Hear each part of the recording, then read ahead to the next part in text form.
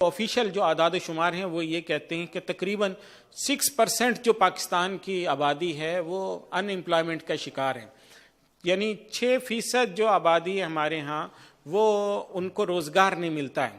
وہ ابھی 5.5 پر تھی، ابھی تھوڑے بڑھ گئی ہے تو 6% پہ پہنچ گئی پاکستان میں. تو ان امپلائمنٹ تقریباً 6% تک ہے پاکستان کے اندر، اور پاکستان میں تقریباً 37 لاکھ کے قریب افراد ایسے ہیں جن کو روزگار کی ضرورت ہے اور نوکری نہیں ملتی ہے ان کو، تقریباً 37 لاکھ. یہ کیوں؟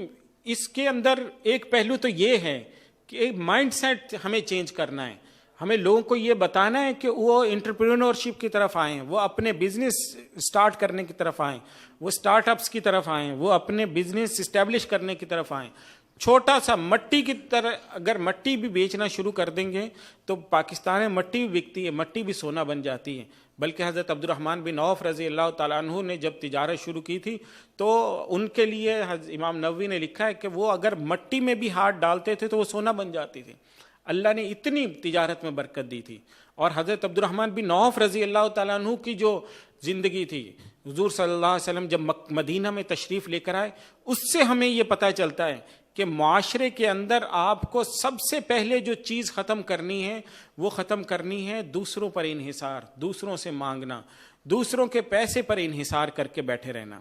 ایسے لوگ آپ کو پیدا کرنے ہیں جو خود مختار ہوں، جن کے اپنے بزنسز ہوں. حضرت عبد الرحمن بن عوف رضی اللہ عنہ کا واقعہ اس کی سب سے بڑی مثال ہے. جب مدینہ میں حضور صلی اللہ علیہ وسلم تشریف لائے تو حضور نے وہاں پر مواخات قائم کی. ہم سب کو پتہ ہے کہ مواخات قائم کی، لیکن مواخات 3 لیول تھے اس کے.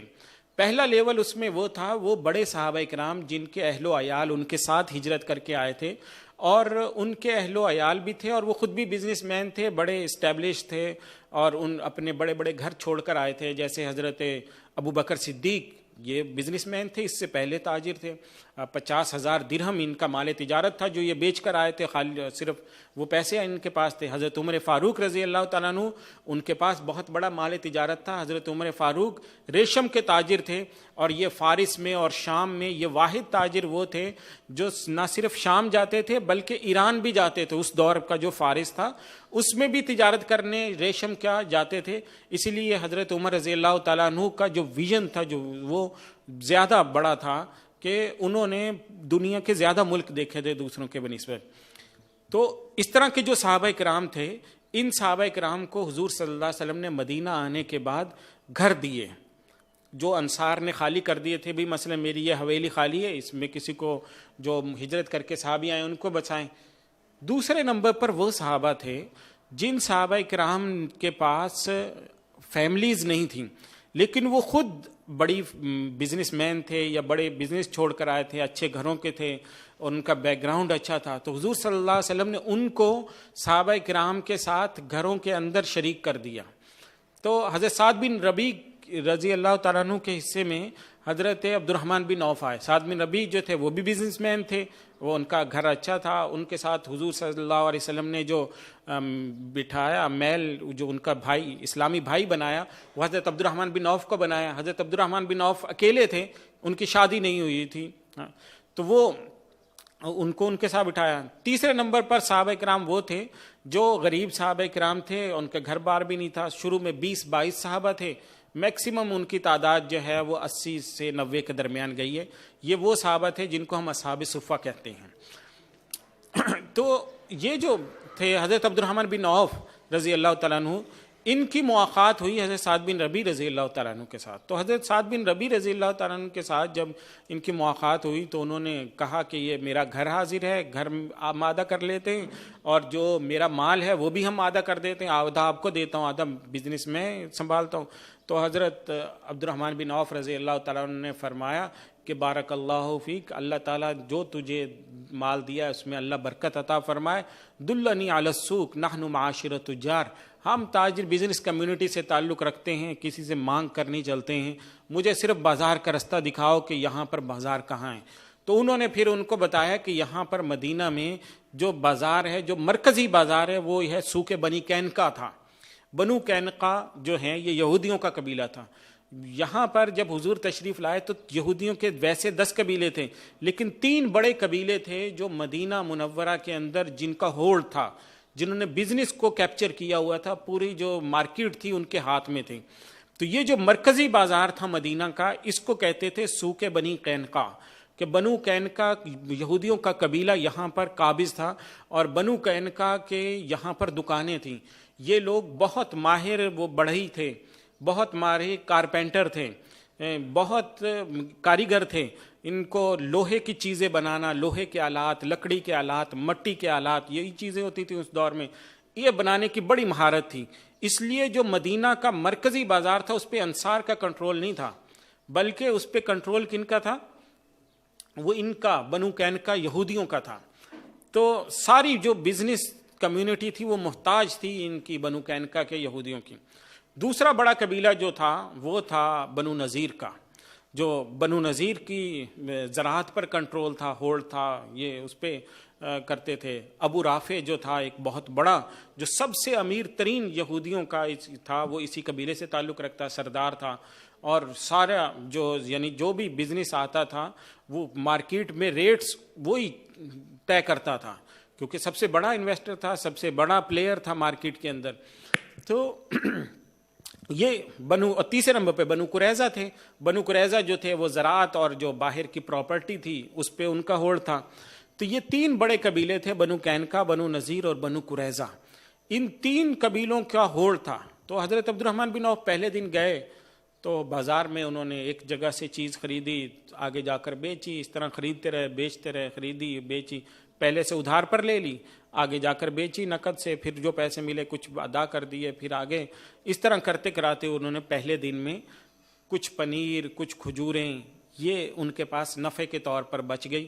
وہ پنیر کھجور لے کر اپنے گھر آئے، پہلے دن سے اپنا کھانا خود سے کھایا، اور اتنے امیر ہو گئے. اللہ نے ان کے ہاتھ میں اتنی برکت ڈالی کہ چند دن کے اندر انہوں نے شادی کر لی، اور شادی کر کے شادی کے سارے اخراجات پورے کیے. تو ایک دن بعد نکلے تو حضور صلی اللہ علیہ وسلم سے ملاقات ہوئی. تو حضور نے فرمایا کہ یہ تمہارے داڑھی پر یہ رنگ نظر آ رہا ہے. تو انہوں نے کہا کہ حضور میں نے شادی کر لی. تو حضور صلی اللہ علیہ وسلم نے ان کو مبارک دی، اور ساتھ ہی فرمایا اولم ولو بشاتن، کہ تم ولیمہ بھی کرو، اگر ایک بکری کر دو، یعنی کم سے کم یہ کہ ایک بکری کر دو. تو حضرت عبد الرحمن بن عوف نے پھر ولیمہ کیا. لیکن حضرت عبد الرحمن بن عوف کا یہ طرز عمل، یہ صحابہ کرام کا جو مینٹیلٹی ہے وہ بتاتی ہے کہ صحابہ کرام جو تھے، جتنے بھی صحابہ تھے، وہ صحابہ کرام کسی سے بھی مانگنے کے روادار نہیں تھے. وہ کسی دوسرے کے بزنس پر ڈیپینڈنٹ ہو کر زندگی نہیں گزارتے تھے، بلکہ ان کا رجحان یہ تھا کہ میں اپنا بزنس سیٹ اپ کروں گا اپنا. اور یہاں تک پھر یہ دیکھیں حضرت عبد الرحمن بن عوف پہلے دن کتنے سال ہوئے، یعنی جب مدینہ میں حضور آئے ہیں تو مدینہ منورہ میں 10 سال رہے نا. تو حضور صلی اللہ علیہ وسلم کے وصال تک میں اتنے بڑے بزنس مین یہ بن گئے تھے، جو پہلے دن صرف چند کھجوریں اور ایک پنیر کا ٹکڑا خرید کر لائے تھے جو ان کو بچت ہوئی تھی. لیکن جب یہ حضور صلی اللہ علیہ وسلم کا وصال ہوا تو مدینہ کے اندر ایک دفعہ حضرت عائشہ رضی اللہ تعالی عنہا اپنے حجرے میں بیٹھی تھی. تو حضرت عائشہ رضی اللہ تعالیٰ عنہ حجرے میں تشریف فرما تھی. تو ایسے مدینہ میں نا دھمک ایسی آئی جیسے لگا جیسے زلزلہ آیا ہو. تو حضرت عائشہ نے اپنے جو خادم تھے ان کو بھیجا بچوں کو کہ باہر دیکھ کے آؤ کہ زلزلہ آیا ہے کیا، تاکہ ہم بھی نکلیں کوئی محفوظ جگہ پہ جائیں. تو زمین پہ دھمک اتنی زیادہ ہے. تو ان لوگ بازار میں گئے تو وہاں لوگوں سے پوچھا تو کسی پتہ چلا کہ وہاں تو ایک بڑا قافلہ آیا ہوا ہے اور سامان تجارت آیا ہے، بہت 700 اونٹوں پر لدا ہوا گندم اور کھانے پینے کی چیزیں یہ سب آئیں. تو انہوں نے آ کر فوراً آ کے بتایا حضرت عائشہ کو کہ مدینے میں بہت بڑا قافلہ آیا، 700 اونٹ سامان غلے سے بھرے ہوئے لدے ہوئے آئے ہیں شام سے، اور یہ حضرت عبد الرحمن بن عوف کا مال تجارت ہے. تو حضرت عائشہ رضی اللہ تعالیٰ نے فرمایا کہ اچھا جاؤ حضرت عبد الرحمن بن عوف کو جا کر سناؤ کہ اللہ کے نبی نے فرمایا تھا کہ اگر پیسے کے اندر لگے رہے، پیسے کو اپنا اوڑھنا بچھونا بنایا، تو پھر قیامت کے دن جب تم جنت میں انہ لیدخل الجنت حبوا، تم جنت میں اس طرح سے داخل ہوں گے گھٹنوں کے بل چل رہے ہوں گے، سیدھے کھڑے ہو کر نہیں جا سکتے. جنت میں داخل تو ہوں گے لیکن گھٹنوں کے بل چلتے ہوئے جاؤ گے. تو حضرت عبد الرحمن بن عوف کو جا کے کسی نے کان میں بتایا کہ حضرت عائشہ یہ فرماتی ہیں. تو وہ سب کچھ چھوڑ چھاڑ کے حضرت عائشہ کے حجرے کے پاس آ کے لگ کے کھڑے ہوئے کہ امی عائشہ کیا آپ واقعتاً اللہ کے نبی سے آپ نے سنا ہے؟ تو انہوں نے فرمایا ہاں میں نے اللہ کے نبی سے سنا ہے.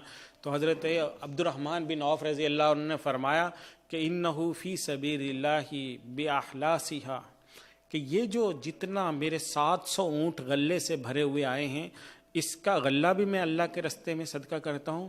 صرف غلہ نہیں کرتا ہوں، 700 اونٹ بھی اللہ کے راستے میں صدقہ کرتا ہوں، اور ان کی جو کجاوے ہیں وہ بھی، اور ان کے پالان کی رسیاں ہیں جو جن سے ان کو باندھتے تھے، یہ سب کچھ میں اللہ کے راستے میں صدقہ کرتا ہوں.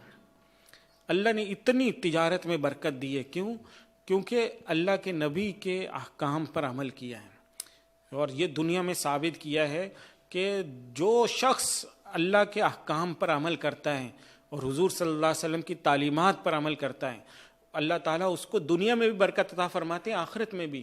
اور یہاں تک کا آتا ہے کہ حضرت عبد الرحمن بن عوف رضی اللہ تعالیٰ عنہ کا جب وصال ہوا تو حضرت عبد الرحمن بن عوف کی جب وراثت تقسیم ہوئی تو مروج الذہب میں جو ان کی وراثت تک لکھی گئی ہے، ابھی تو سونے کا ریٹ بڑھ گیا ہے، سونے کا اگر جب سونا 60,000 روپے تولہ تھا تب تک میں جو اس کی ویلیو بنتی تھی وہ 3 کھرب 50 ارب کی بنتی تھی. 3 کھرب 50 ارب روپے حضرت عبد الرحمن بن عوف کی وہ وراثت تھی جو ان کی بیویوں میں تقسیم ہوئی ہے، ان کے اولاد میں تقسیم ہوئی. یہ اللہ دکھاؤ کتنے سالوں میں ہوا ہے؟ یہ 10-15 سال کے اندر اللہ نے ان کو دیا. کہ حضور صلی اللہ علیہ وسلم کے جب وہ مدینہ میں آئے تھے تو خالی ہاتھ تھے، وہ گئے تھے پہلے دن کھجوریں لینے کے لیے، اور اللہ تعالیٰ نے ان کے مال میں اتنی برکت عطا فرمائی کہ ایک بیک وقت وہ 700 اونٹ اللہ کے راستے میں دے رہے ہیں. اور حضرت عثمان غنی رضی اللہ تعالیٰ